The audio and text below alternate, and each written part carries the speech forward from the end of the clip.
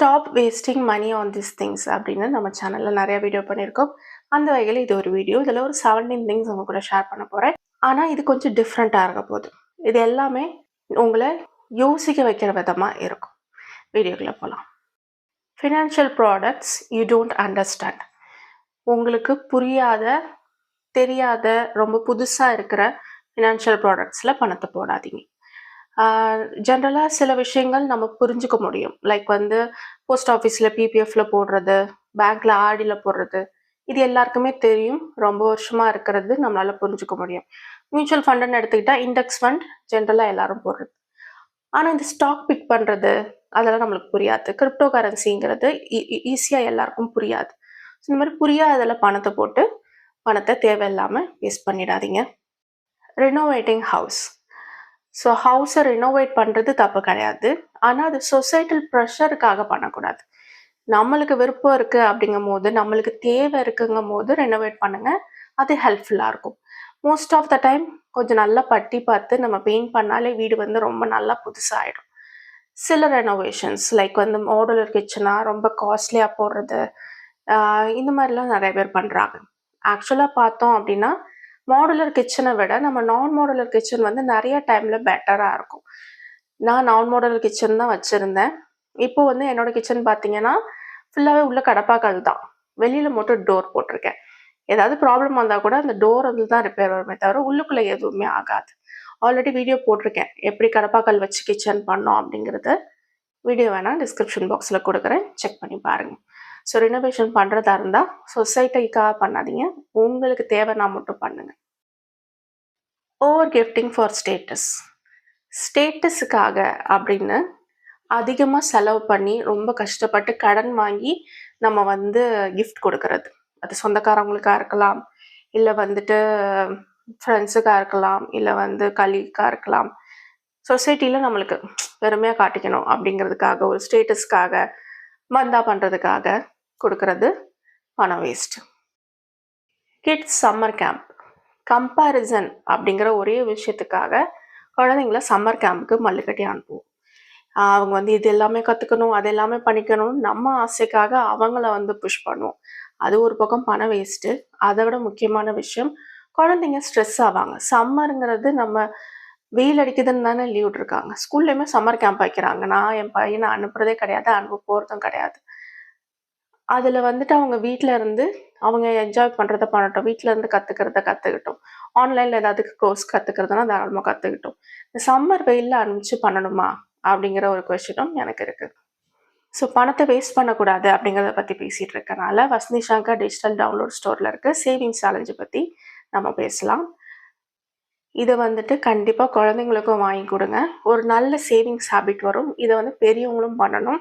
நான் ரீசெண்டாக பண்ணது சேவ் 1 lakh in 100 days. அதை சேவும் பண்ணிட்டேன். ஸோ அதை பற்றின வீடியோவும் ஆல்ரெடி நான் போட்டிருந்தேன். கம்யூனிட்டி போஸ்ட்டில் கூட நான் சேவ் பண்ணதுக்கான ஸ்க்ரீன்ஷாட்லாம் போட்டிருந்தேன். அது வந்து ஒரு நல்ல ஒழுக்கத்தை நம்மளுக்கு கொடுக்கும். ஸோ அந்த சேவிங் சேலஞ்சை கண்டிப்பாக வாங்கிக்கோங்க. அதே மாதிரி நோ ஸ்பெண்ட் சேலஞ்ச், எப்படி செலவு பண்ணாமல் இருக்கணுங்கிறதுக்கான சேலஞ்ச். அது ரெண்டுக்குமே உள்ளே எப்படி இருக்கும் அப்படிங்கிறதுக்கான வீடியோ சைடில் நான் போட்டிருக்கேன். Plus comment box and description பாக்ஸில் லிங்க் கொடுத்துருக்கேன். யூடியூப் ஷார்ட் லிங்க்கும் கொடுத்துருக்கேன். உள்ளே எப்படி இருக்குங்கிறதுக்கு கண்டிப்பாக அவைல் பண்ணி சேவ் பண்ண ஆரம்பிங்க. அது மட்டும் இல்லாமல் பட்ஜெட்டிங் பண்ணுறது, டெம்ப்ளேட் மேனுவலாக பண்ணுறதுக்கு ப்ளஸ் எக்ஸலில் பண்ணுறதுக்கு ரெண்டுக்குமான டெம்ப்ளேட்டுமே வசந்தி சங்கர் டிஜிட்டல் டவுன்லோட் ஸ்டோரில் இருக்குது.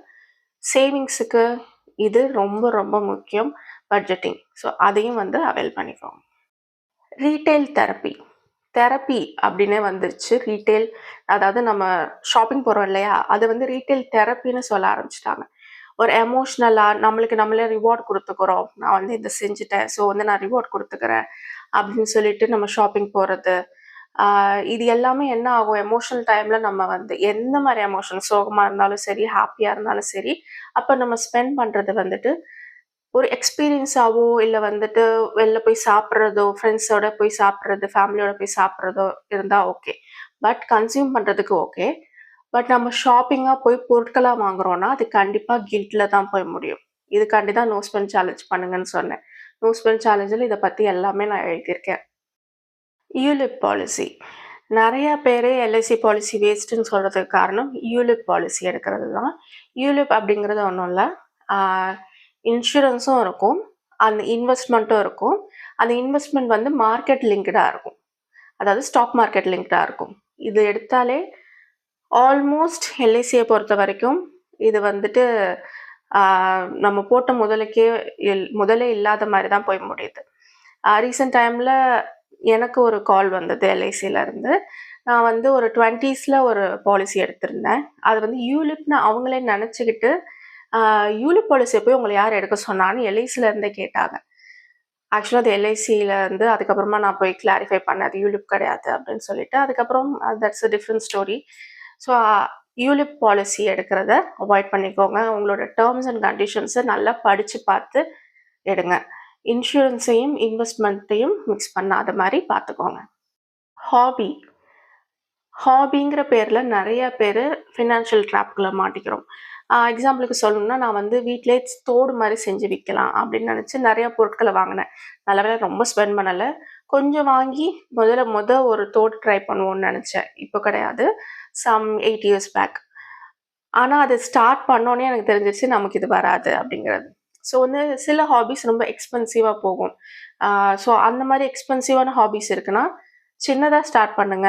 அது வந்து செட் ஆகாதுன்னு தெரிஞ்சதுன்னா, அத விட்டுட்டு வெளில வந்துருங்க. கோல்ட் ஓடி. கோல்ட வச்சு ஓடி அதாவது கிரெடிட் கார்ட் மாரின்னு வச்சுக்கோங்களேன். அத பண்ணுங்க. ஸோ தட் கோல்டு சேஃபா இருக்கும் அப்படின்னு நெறையா ரீல்ஸ்ல வந்து ப்ரமோட் பண்ணாங்க. அது வந்து முட்டாள்தனம். சேஃபா வச்சுக்கணுங்கிற ஒரே காரணத்துக்காக, நீங்க வந்து ஒரு ஓடி அக்கவுண்டா கடன் வாங்கணும். அப்படி ஓடிங்கிறது கடன். ஒரு டைப் ஆஃப் லோன். ஸோ கடன் வாங்கணுங்கிறது அவசியம் இல்ல. ஐ அம் அன் எக்ஸ் பேங்கர். ஸோ வந்து எனக்கே தெரியும். அதில நெறைய ப்ராசஸிங் ஃபீ இருக்கும். அப்ரைசர் ஃபீ இருக்கும். நெறைய ஃபீஸ் நம்ம பே பண்ற மாரி இருக்கும். சிம்பிள் இன்ட்ரெஸ்ட்னாலும் அதுவும் ஒரு இன்ட்ரெஸ்ட் தான். ஸோ நீங்க சேஃபா வச்சுக்கணும்னா, நீங்க அதுக்கு வந்து லாக்கர் ஃபெசிலிட்டி அவைல் பண்ணி வச்சுக்கோங்க. அதுவும் பேங்க்ல தான் இருக்க போது. நீங்க ஓடியா வாங்குனாலும் அது பேங்க்ல தான் இருக்க போது. பேங்க்ல அப்படி ஈஸியாலாம் யாரும் திருடிட மாட்டாங்க. நான் வந்து என்னோட நகை எல்லாமே வந்து லாக்கர்ல தான் வச்சிருக்கேன். லாக்கர் ஃபெசிலிட்டி எங்க ஃபேமிலில எங்க அம்மாவோடதுலருந்து இருக்கு. ஸோ ஆல்மோஸ்ட் வந்துட்டு 40+ இயர்ஸா எங்க ஃபேமிலில லாக்கர்ஸ் யூஸ் பண்ணிட்டு தான் இருக்கோம். இதுவரைக்கும் அந்த மாரி பிரச்சனைலாம் வந்ததே இல்ல.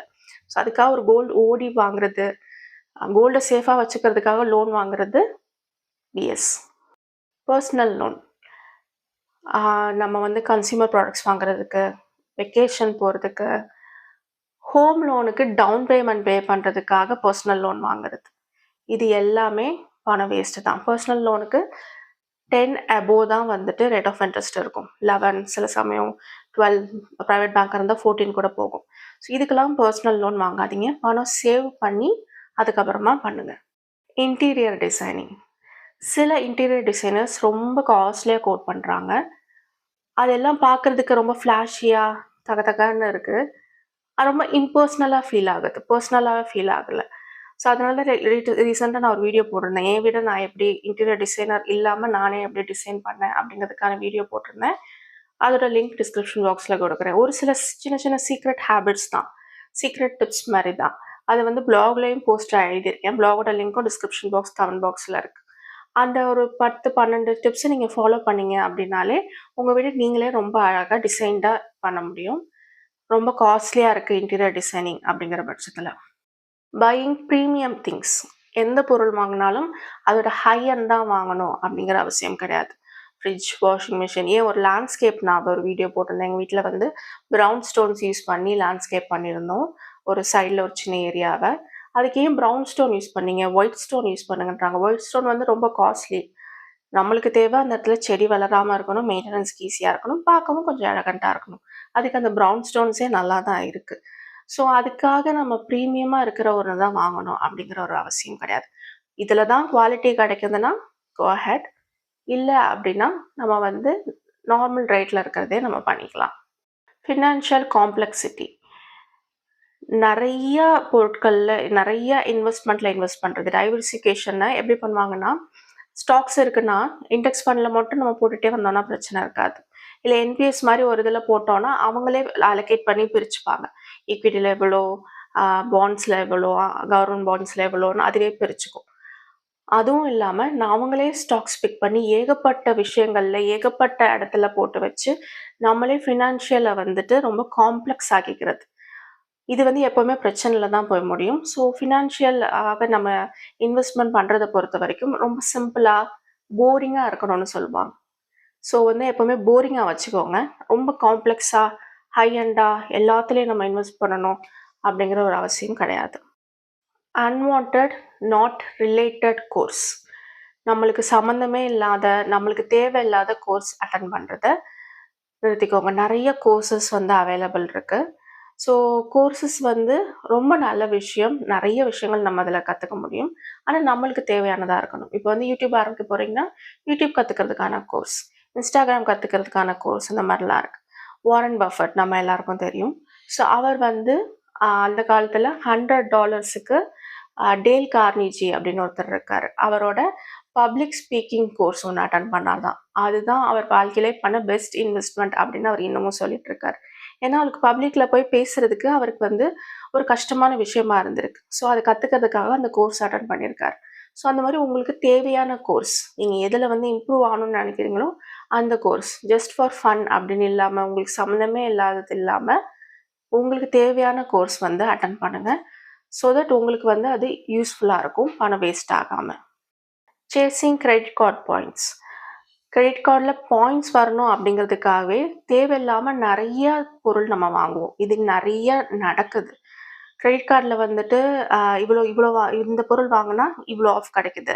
இப்போ அமேசானில் கூட வந்து கிரெடிட் கார்டு இருக்குது, பே லேட்டர் ஆப்ஷன் இருக்கும். அதுலேயும் பார்த்தீங்கன்னா அதே மாதிரி தான். அது பே லேட்டருங்கிறது கிரெடிட் கார்டு மாதிரி தான். இப்போ வந்து இதை நம்ம வாங்கினோன்னா ₹500 உங்களுக்கு கேஷ்பேக், ₹100 கேஷ்பேக். அந்த கேஷ்பேக் அப்படிங்கிறதுக்காகவே தேவையில்லாத நிறைய பொருட்களை வாங்குறத அவாய்ட் பண்ணிக்கணும். No cost EMI. No cost EMI அப்படிங்கிறது அந்த டைம் நம்ம ஒரு ஃப்ரிட்ஜோ, டிவியோ வாங்கினோன்னா அந்த டைம் ₹2000 தானே கொடுத்துடலான் இருக்கும். பட் அது 1 வருஷம் 2 வருஷம் நம்ம கட்டுற மாதிரி இருக்கும். அந்த 1 வருஷ பீரியடில் நம்மளால் ஏதாவது ஒரு மாதம் கட்ட முடியல அப்படின்னா அது கஷ்டமாக போயிடும். ஃபஸ்ட்லேருந்து சார்ஜ் போடுவாங்க. இன்னொரு விஷயம், இன்ட்ரெஸ்ட் வந்து அந்த மாதிரி போடும்போது அதிகமாகும். 3வது விஷயம், நம்மளுக்கு அது வந்து சேவிங்ஸில் அது குறையும். அந்த ₹2000 நம்ம சேவ் பண்ணியிருக்கலாம். ஸோ ஏதாவது பொருள் வாங்கணும்னா சேவ் பண்ணி அதுக்கப்புறமா தாராளமாக வாங்குங்க. Guilt driven financial application to family.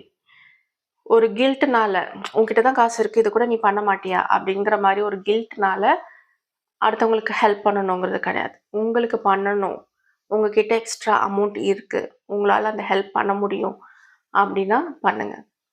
அதில் எந்த தப்பும் கிடையாது. ஆனால் அடுத்தவங்க வந்து நம்ம கில்ட்டுக்குள்ளே உள்ளாக்கி நம்மக்கிட்ட இருந்து வாங்குறாங்க அப்படின்னா அது புரிஞ்சுக்கோங்க. உங்ககிட்ட பணம் இல்லாத போது நீங்கள் அவுட் ஆஃப் ஆப்ளிகேஷன்னால அதை பண்ணணும் அப்படிங்கிற அவசியம் கிடையாது. அடுத்தவங்களுக்கு ஹெல்ப் பண்ணுறது, கொடுக்கறது ரொம்ப நல்ல விஷயம். பட் அந்த கில்ட்னால ட்ராப் பண்ணுவாங்க நிறையா பேர். அந்த ட்ராப்பில் மாட்டிக்காதீங்க. Waiting to investing. நம்ம வந்து இன்வெஸ்ட் பண்ணுறதுக்காக வெயிட் பண்ணிக்கிட்டே இருப்போம். ஒரு பிஸ்னஸ் ஸ்டார்ட் பண்ணுறதுக்காக வெயிட் பண்ணிக்கிட்டே இருப்போம். ஸோ அந்த மாதிரி வெயிட் பண்ணிகிட்டே இல்லாமல் இப்போவே ஸ்டார்ட் பண்ணுங்கள். இன்வெஸ்டிங்கை உடனே ஸ்டார்ட் பண்ணணும். பிஸ்னஸ் ஸ்டார்ட் பண்ணுறதா இருந்தால் அதுக்கான ஸ்டெப்ஸை நீங்கள் தான் எடுத்து வைக்கணும். ஸோ இந்த இந்த மாதிரி வெயிட் பண்ணுறதுனால நம்மளுக்கு பல பணம் வேஸ்ட் ஆகும்.